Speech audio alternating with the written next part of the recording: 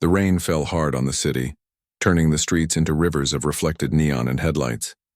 Inside the back of a long black limousine, a man sat alone, staring out the window without really seeing anything. His suit was expensive, his watch cost more than most people made in a year, and his name appeared in business magazines more often than not. But right now, none of that mattered. He just felt tired, deep in his bones, deep in his chest. He'd spent the last 6 hours in a boardroom arguing over numbers that didn't mean much to him anymore. His company was thriving, his investors were happy, and yet, he hadn't slept through the night in months, not since his sister passed away. She'd been the only person who ever really understood him, the one who called just to hear his voice, who sent him silly postcards from places she visited, who never cared about his title or his bank account. Just him, and now she was gone. The limo slowed near a bus stop on the edge of downtown. Water pooled around the curb, and under the flickering streetlight, a small figure stood hunched against the cold. A child, maybe 8 or 9, wearing a thin jacket that looked 2 sizes too big, her dark hair plastered to her cheeks by the rain. She clutched a worn backpack like it was the only thing keeping her from floating away. The driver glanced in the rearview mirror. "Sir, shall I keep going?" The man hesitated. He wasn't the type to stop for strangers. In fact, his security team had warned him a dozen times about unpredictable situations, especially at night. But something about the girl, the way she stood so still, so alone, pulled at him in a way he couldn't explain. "Pull over," he said quietly. The car rolled to a stop. Rain drummed on the roof.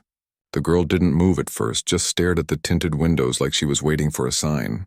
Then slowly she stepped forward. The man lowered his window a few inches. Cold air and the smell of wet pavement rushed in. She didn't flinch. Instead, she leaned closer, her eyes wide and serious beyond her years. And in a voice so soft it almost disappeared into the rain, she said, "You need a wife." "And I need a parent," he blinked. "What?" She didn't repeat it. Instead, she reached into her backpack and pulled out a crumpled magazine, one of those glossy business weeklies. She pointed to a photo on the cover, him standing beside a podium at a charity gala 6 months ago. Beneath it, in smaller print, was a short article about his sister's passing. "I saw this," she said. "It said your name, Elias, and that your sister, Clara, died." Her voice cracked just slightly on the name. "She was my foster mom." The words hit him like a punch to the gut. Clara had never mentioned fostering a child. He'd spoken to her almost every week, visited her in her little apartment on the north side. She talked about her garden, her book club, her plans to travel, but never a child. "Your name is Maya," he said slowly, remembering a detail from the article's sidebar. Clara had been honored by a local foster care agency. The photo showed her smiling beside a little girl with braids. That girl was standing right in front of him now. Maya nodded. "She took me in last spring. Said I reminded her of you when you were little. Quiet, but always watching." A small, sad smile touched her lips. "She used to tell me stories about you. How you built your first robot out of old toasters when you were 10. He almost laughed, but it came out as a shaky breath. Only Clara would remember that. "What are you doing out here alone?" he asked, his voice softer now. Maya looked down at her soaked shoes. "After Clara passed, the agency moved me around. First to a house with 3 other kids, then to a temporary shelter. They said they're trying to find a long-term placement, but..." She shrugged.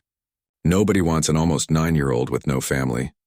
The rain had soaked through her sleeves. Her fingers were turning red from the cold. Without thinking, he pushed the door open. "Get in." She didn't hesitate. She climbed into the warm, leather-scented interior like she'd done it 100 times before.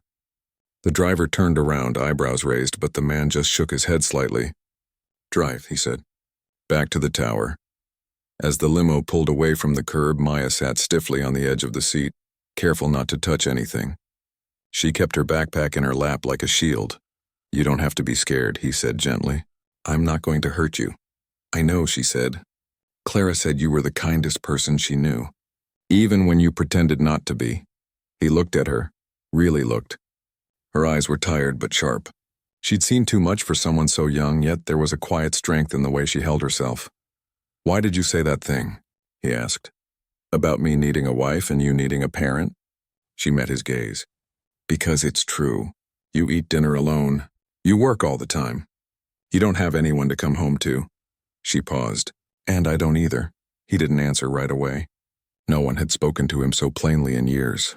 They rode in silence for a few blocks. The city lights blurred past the windows. Finally, he said, "What happens now?"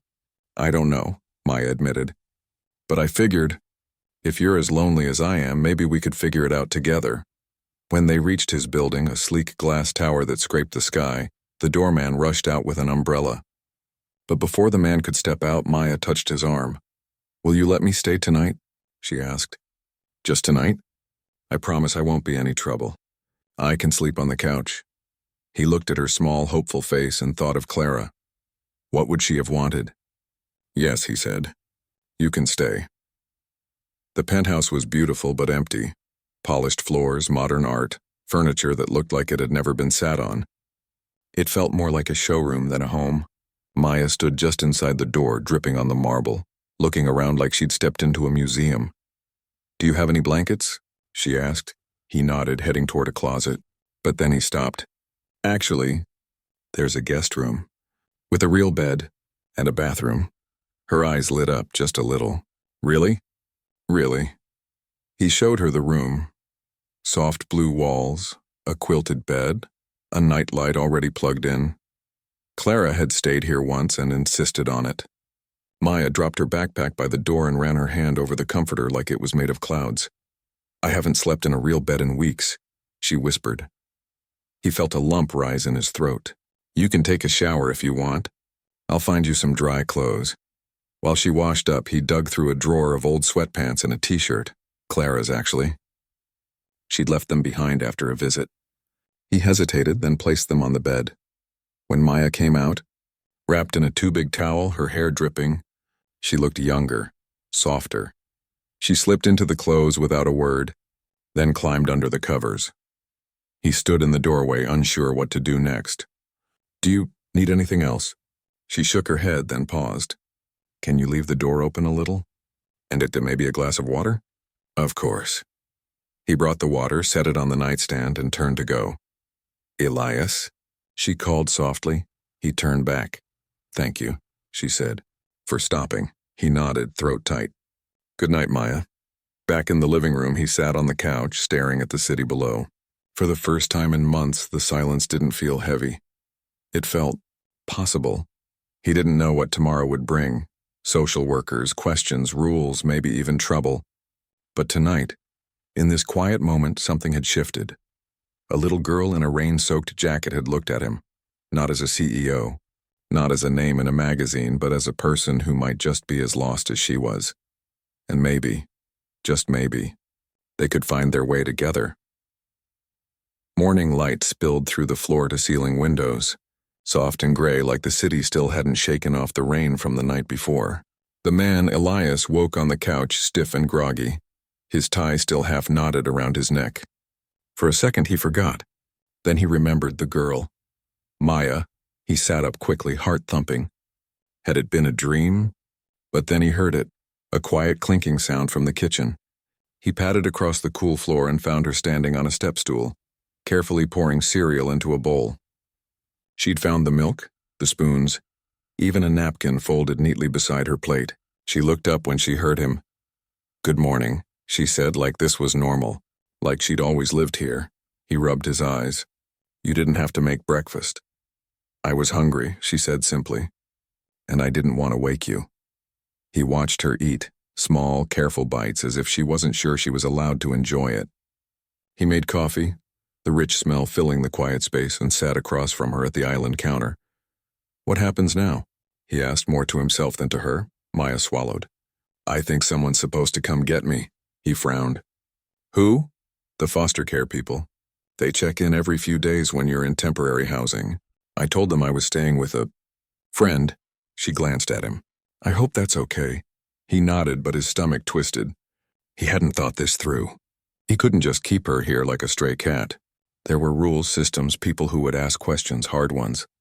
By mid-morning, the doorbell rang. 2 women stood in the hallway, one in a navy blazer with a badge clipped to her lapel, the other younger, holding a clipboard. They introduced themselves as caseworkers from the county's child welfare office. Their expressions were polite but guarded. Mr. Thorne, the older one said, "We understand Maya spent the night here. We appreciate your kindness, but we'll need to take her back to the emergency shelter until we secure a new placement." Maya's spoon clattered into her bowl. Elias stood. "She's safe here. Cleaner, quieter, and she's not sleeping on a cot in a room with 10 other kids." "We understand," the woman said gently, "but you're not an approved caregiver. There's a process, background checks, home visits, training. It takes time." "I'll start the process today," he said without hesitation. The women exchanged a look. The younger one spoke up. "Sir, with all respect, you're a single man with no parenting experience, no prior connection to the child welfare system, and you live in a high-rise with no nearby schools or parks. The odds of approval are—" "I don't care about odds," he cut in. "Clara, my sister, was her foster mother. That makes her family to me." Silence stretched. Maya looked between them, eyes wide but quiet. Finally, the older caseworker sighed. "If you're serious, we can begin a temporary kinship inquiry. But it's not guaranteed, and until then Maya must return to supervised care." "No," Maya said suddenly, her voice small but firm. "I want to stay with him." The women paused. In the system, a child's voice mattered, especially one as clear-eyed as Maya's. After a long discussion, a compromise. Maya could stay for 72 hours while Elias submitted paperwork, agreed to a home inspection, and met with a family lawyer. But a social worker would check in daily, and if anything seemed off, even a little, she'd be removed immediately. Elias agreed without blinking. The moment the door closed behind the caseworkers, he turned to Maya. "Okay, we've got 3 days. What do we do first?" She bit her lip. "You should call a lawyer. Clara always said you knew the best ones." He managed a small smile. She wasn't wrong. By noon, a sharp but kind-eyed attorney was sitting in his living room reviewing Maya's file. "Kinship placement is possible," she explained, "especially since your sister had legal guardianship. But you'll need to prove stability, emotional readiness, and a safe environment. Also," she hesitated, "they'll look into your lifestyle, your work hours, your mental health. Be prepared for tough questions." He nodded. "I'll answer them." That afternoon, while he made calls and filled out forms, Maya explored the apartment. She didn't touch anything expensive. Instead, she sat by the window, sketching in a notebook she'd pulled from her backpack. Drawings of trees, birds, Clara's old garden. When he peeked over her shoulder, he saw a sketch of him asleep on the couch with the words, "He looks tired but kind," scribbled underneath. His chest ached. Evening came. He ordered takeout. Something simple, no fancy ingredients, and they ate at the kitchen table. For the first time in years, the apartment didn't feel empty, it felt shared. But the next morning, reality crashed in. A tabloid website published a blurry photo of Maya getting into his limo, with a headline, "Billionaire CEO adopts mystery girl, stunt or scandal." His assistant called in a panic. Board members were asking questions. Reporters were circling the building. Elias shut off his phone. "Let them talk," he told Maya when she asked if he was mad. "None of it matters if you're safe, but it did matter." That afternoon, the social worker returned, this time with a supervisor. They asked pointed questions. "Why now? Are you seeking publicity? Do you understand the trauma this child has been through?" Maya sat quietly on the couch, hugging her knees. Elias answered every question honestly, even the hard ones. Yes, he was grieving. Yes, he'd acted on instinct. No, he didn't expect praise. He just couldn't walk away. The supervisor studied him for a long moment. "Most people in your position would donate money and call it a day. You're offering your home. That's rare. Still, they wouldn't extend the 72-hour window. Tomorrow, Maya had to leave unless the court granted emergency guardianship. That night, Elias couldn't sleep. He paced the living room, running numbers in his head. Not company profits, but school districts, pediatricians, after-school programs. He'd never thought about any of this before. Maya appeared in the doorway wearing Clara's oversized t-shirt like a nightgown. "You're worried," she said. "A little," he admitted. She walked over and sat beside him on the couch. "Clara used to say that when things feel too big, you just do the next right thing. Not the perfect thing, just the next one." He looked at her. "And what's the next right thing tonight?" "Tell the truth," she said, "even if it's messy." The next morning he did exactly that. In a small county courtroom with Maya sitting beside him in a borrowed sweater, He spoke without notes. He talked about Clara, how she believed everyone deserved a second chance, how she cried when she heard about kids aging out of foster care with no one. He admitted he didn't know how to be a parent, but he knew how to show up, how to listen, how to love someone the way Clara had loved them both. The judge, an older woman with tired eyes and a no-nonsense bun, listened quietly. Then she turned to Maya. "Do you want to stay with Mr. Thorne?" Maya didn't hesitate. "Yes, he's not perfect, but he tries, and he remembers Clara the way I do." The judge granted temporary guardianship for 90 days, long enough for full evaluation, counseling, and home study.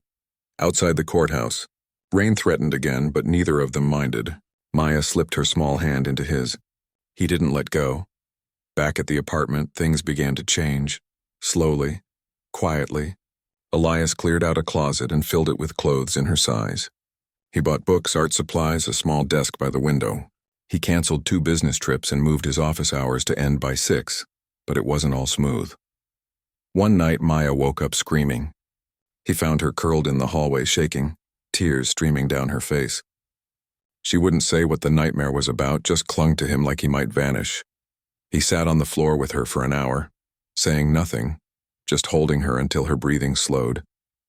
When she finally whispered, "I'm sorry," he shook his head. "Never be sorry for needing someone," he said another time. He forgot to pick her up from an after-school program because of a last-minute call. She waited outside in the cold for 20 minutes before a teacher brought her inside.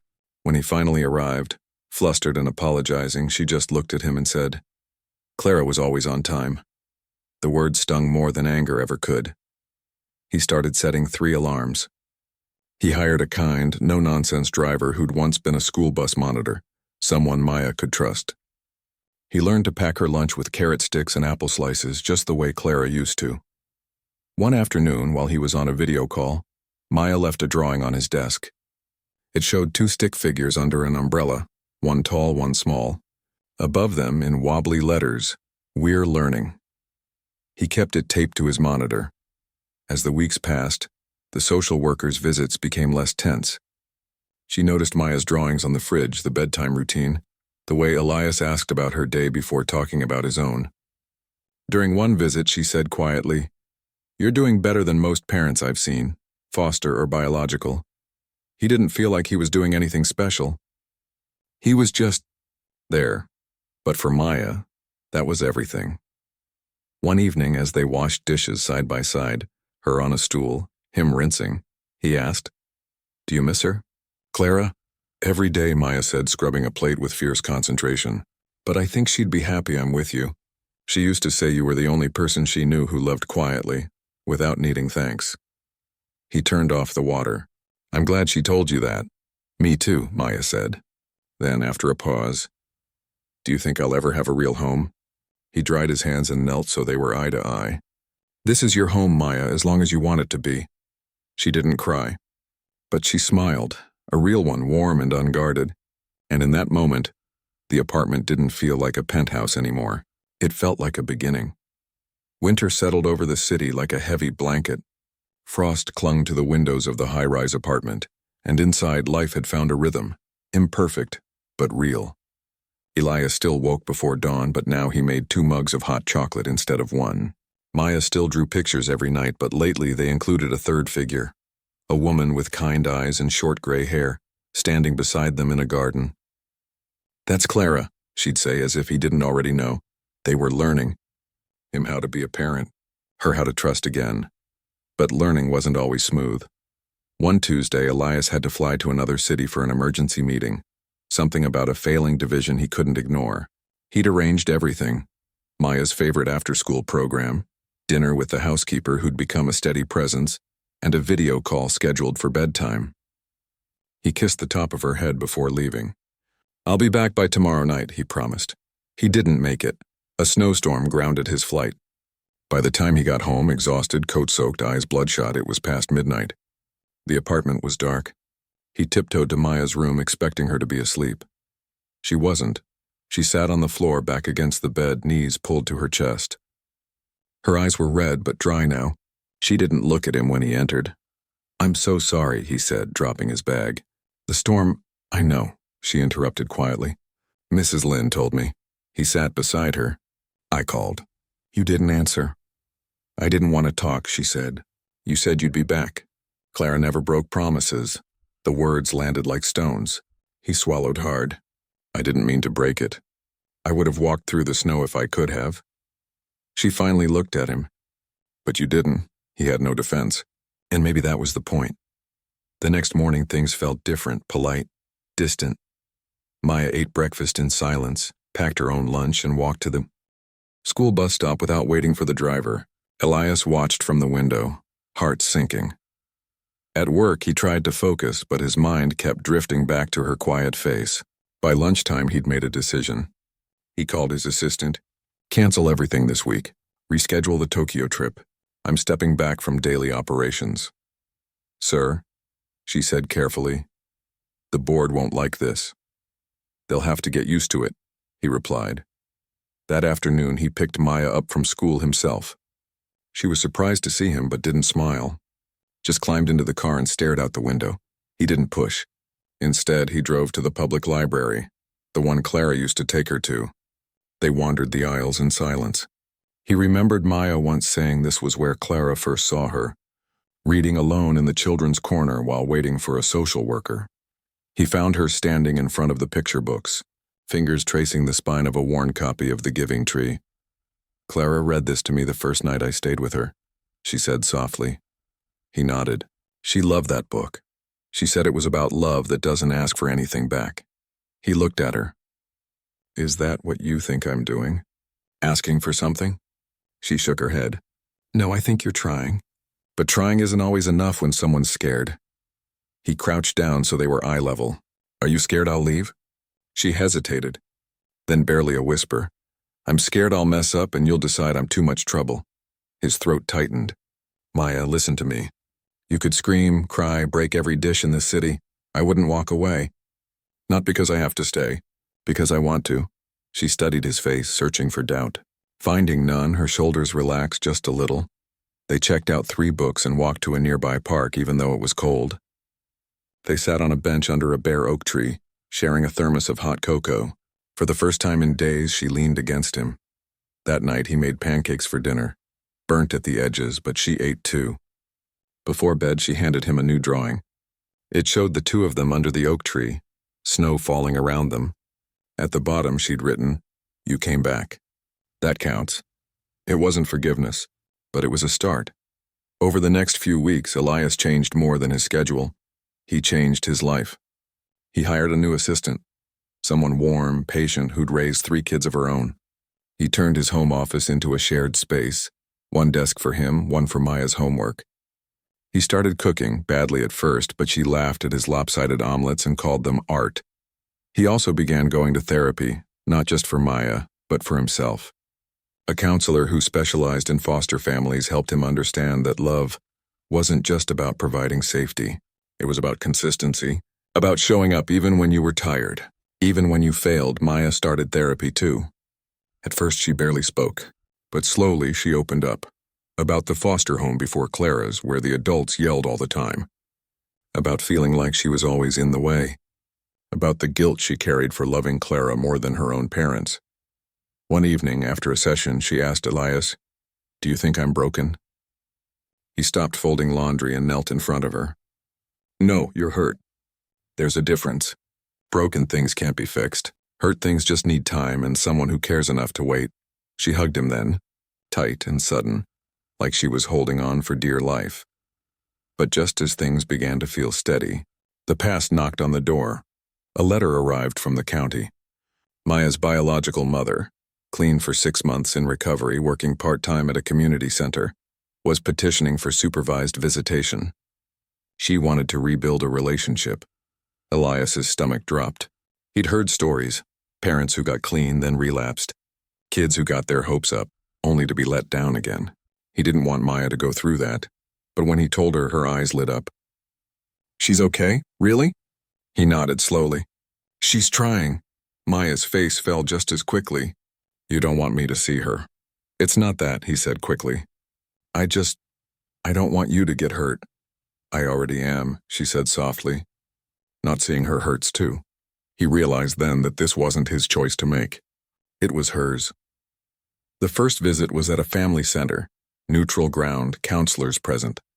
Elias waited in the car, heart pounding. When Maya came out an hour later, her eyes were wet, but she was smiling. She remembered my favorite color, she said, and she asked about school. She said she's sorry. A lot, he didn't ask for details. Just drove her home and made grilled cheese sandwiches, the way Clara used to. Over the next month, visits happened weekly. Sometimes Maya came home quiet. Sometimes she cried. Once she didn't speak for a whole day, but Elias never questioned her feelings. He just held space for them. One night, as they walked the dog they'd recently adopted, a scrappy terrier mix Maya named Button, she said, "She's not the mom I remember, but she's trying." Like you, he squeezed her hand. People can change, Maya. It's messy. It's slow, but it's possible. You changed, she said. He smiled. Only because someone gave me a reason to. As winter turned to early spring, the social worker came for her final evaluation before the 90-day review.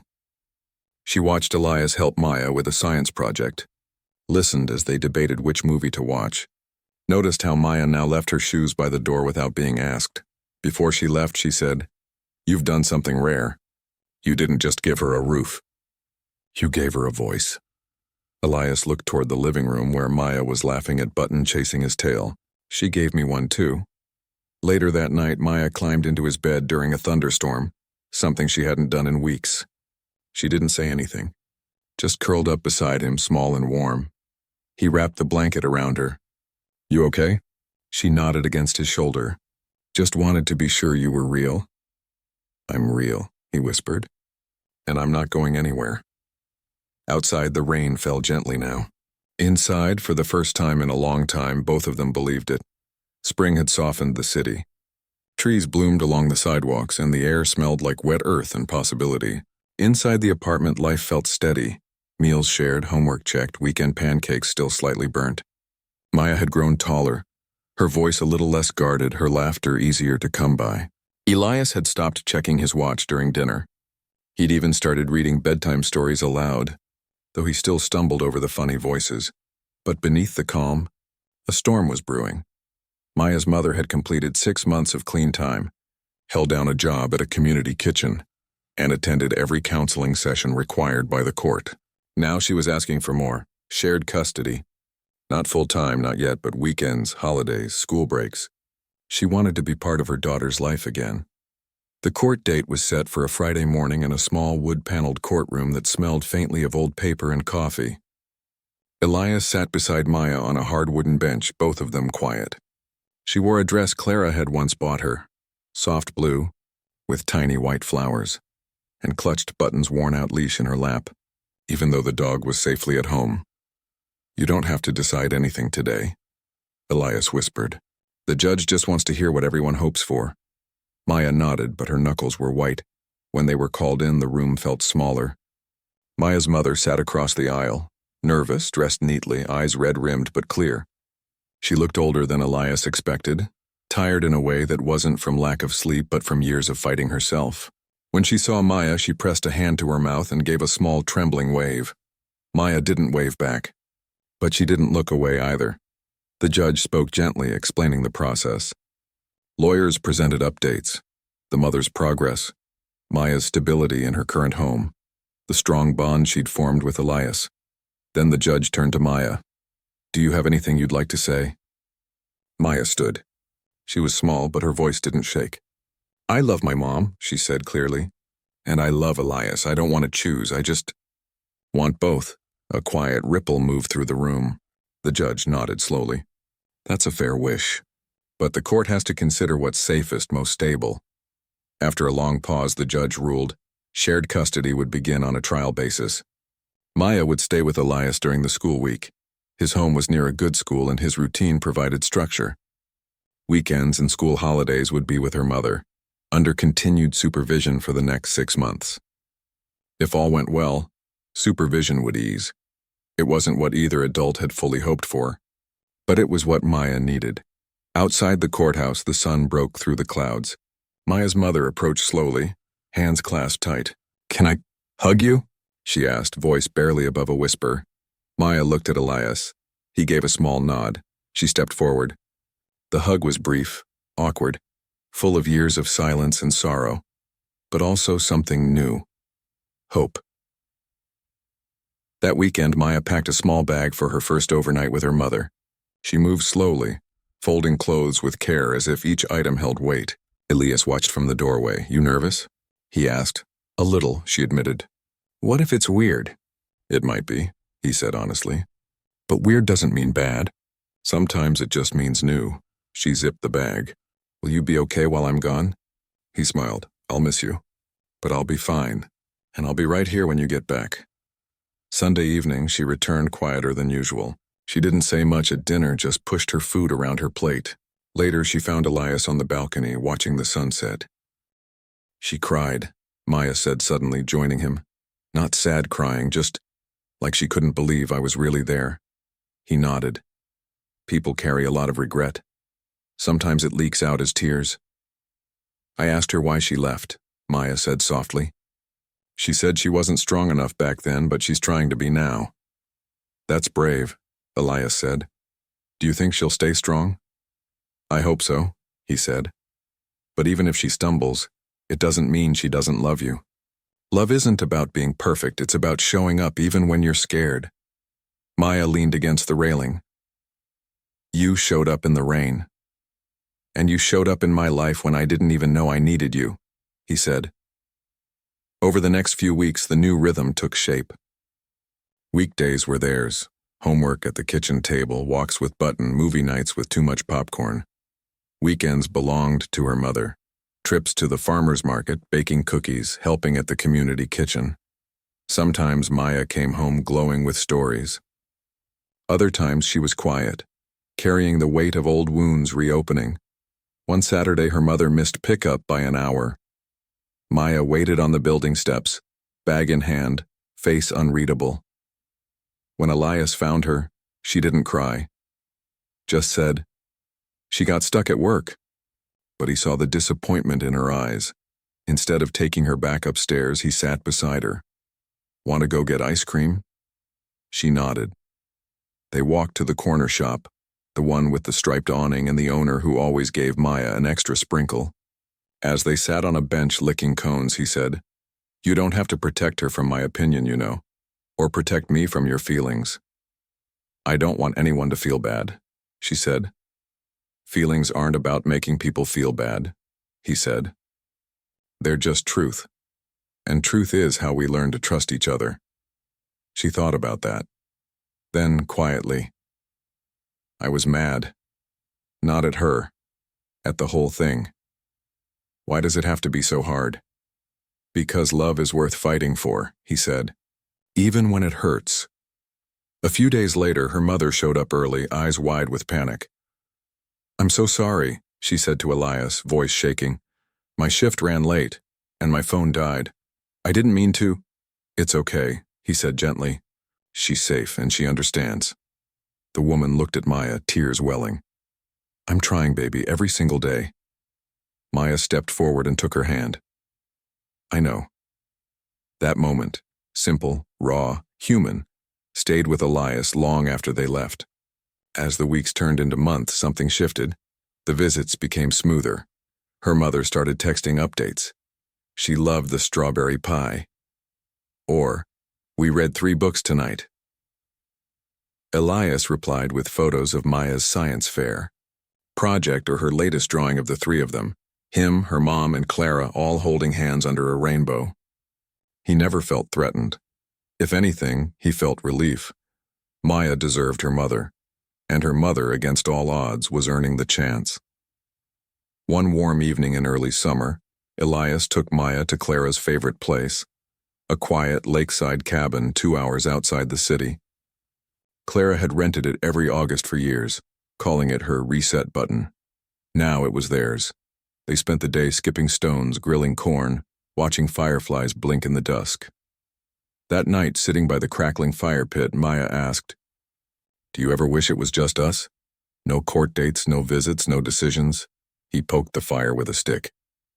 "Sometimes. But then I remember, you're not mine to keep. You're yours.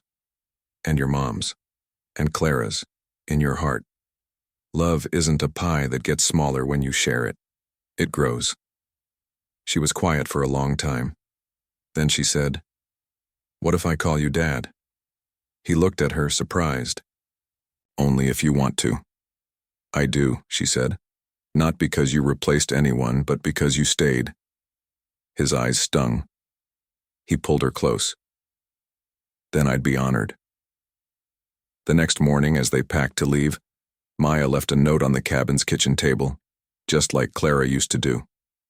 It read, "Thank you for this place, we'll be back." Back in the city, life continued. Messy, beautiful, real. The court lifted supervision after 6 months of consistent progress. Maya's mother moved into a small apartment near a park, enrolled in parenting classes, and even started volunteering at the same foster support group Clara once led. At Maya's school open house, both adults showed up. They stood on opposite sides of the classroom at first, polite but distant. But when the teacher praised Maya's kindness and curiosity, they caught each other's eye and shared a small, understanding smile. That night over takeout, Maya said, "Today felt like a real family." Elias reached across the table and squeezed her hand. "We've been one all along. We just needed time to figure out what that looked like." And in that moment, with the city lights twinkling beyond the windows and the sound of buttons snoring on the rug, it was enough. Not perfect, not simple, but true. The morning of Maya's 10th birthday dawned bright and warm, the kind of summer day that smells like cut grass and promises endless possibility. Inside the apartment, balloons bobbed gently near the ceiling. Streamers curled around door frames, and the kitchen counter was dusted with flour from the lopsided chocolate cake they'd baked the night before. It leaned slightly to the left, but Maya had declared it perfectly imperfect, and no one argued. Elias moved through the rooms with a quiet energy he hadn't felt in years. Not the sharp, driven focus of boardrooms and billion-dollar deals, but something softer, deeper. He checked the playlist Maya had made. No sad songs, she'd insisted. Arranged paper plates with care and double-checked the guest list. It wasn't long. Her mother, the kind-eyed social worker who'd become a friend, the housekeeper, who brought homemade tamales every Sunday, a few kids from school, and Button wearing a tiny blue bow. This wasn't the kind of party he would have imagined hosting a year and a half ago. Back then, his idea of celebration was a quiet dinner at a 5-star restaurant, maybe a glass of expensive whiskey alone on the balcony. Now, joy looked like mismatched socks, sticky fingers, and the sound of children laughing too loud in the living room. When the doorbell rang, Maya ran to answer it, her new sneakers squeaking on the floor. Her mother stepped in first, holding a wrapped gift and a tray of cupcakes with rainbow sprinkles. She hugged Maya tightly, then turned to Elias with a small, grateful nod. They'd found their rhythm, respectful, careful, but real. They weren't friends, not exactly, but they were something just as important, teammates in loving the same child. The party unfolded like a slow, happy wave. Kids played tag in the hallway, after promising not to run near the windows. Someone spilled juice on the rug and no one panicked, and Button stole a hot dog right off a plate, earning a chorus of giggles. At one point, Elias found himself sitting cross-legged on the floor, helping 2 boys build a tower out of plastic cups, while Maya showed her mom how to braid friendship bracelets at the kitchen table. A local reporter from a community paper showed up, someone Elias had quietly invited after launching his new nonprofit. He'd stepped down as CEO months ago, handing the reins to a trusted colleague, and poured his energy and a good chunk of his fortune into a foundation that supported foster youth with education, counseling, and stable housing. The work felt like Clara's legacy, carried forward. The reporter smiled, notebook in hand. "So this is the famous story, the CEO and the little girl in the rain. It's even more touching in person." Elias glanced at Maya, who was now teaching her mom how to whistle through a blade of grass on the balcony. "It's not really a story," he said. "It's just life. Messy, unexpected, and full of second chances."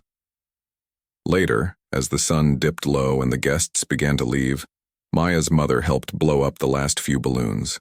She turned to Elias, her voice soft. Thank you. For giving her a home when I couldn't. For not shutting me out when I came back. He shook his head. You did the hard part, facing yourself. I just opened a door. She smiled, eyes glistening. We both did what we had to. For her. After everyone was gone, the apartment was quiet again, but not empty. The kind of quiet that hums with love. Maya helped clean up, humming one of the songs from her playlist. When she found a stray balloon stuck behind the couch, she tied it to Button's collar. The dog trotted off, balloon bobbing above him like a tiny victory flag.